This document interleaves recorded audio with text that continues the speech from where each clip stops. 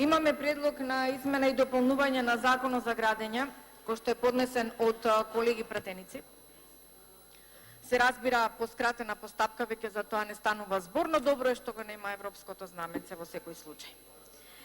Имам неколку дилеми по однос на за кои што разговаравме на Комисијата за транспорт и врски, поднос измените,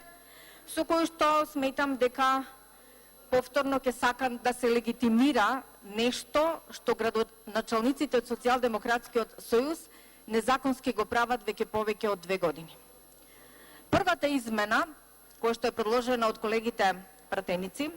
се прави во член 1, со кој се интервенира во член 58 став 5, и со ова измена и дополнување на пратениците искрено се согласувам со предлогот, дека да, треба да се даде поголема независност на локалните самоуправи, тоа им следува, нели согласно Законот за децентрализација,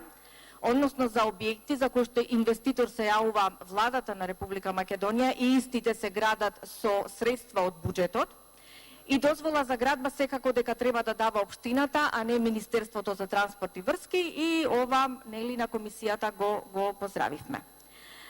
Но еве ги повикувам колегите пратеници од мнозинството да си останат конзистентни во своите ставови, дека треба да се даде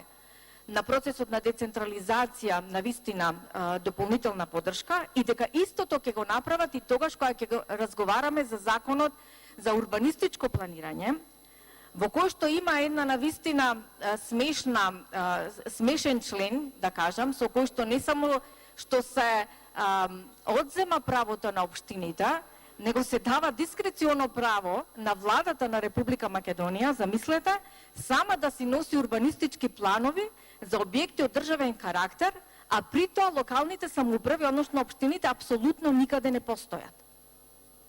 Ако сте конзистентни во вашите ставови дека треба со процесот на децентрализација да не го дерогираме, тогаш почитувани пратеници од позицијата очекувам да го поддржите амандманот на ВМРО ДПМН во кој што бара да одлучува за донесување или за изградба на објекти од државно значење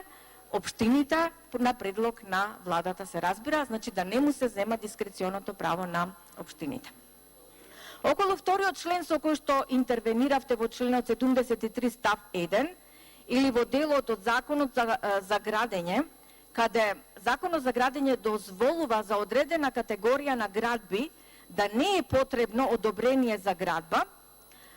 после оние градби кои што се наведени во членот 73 став 1,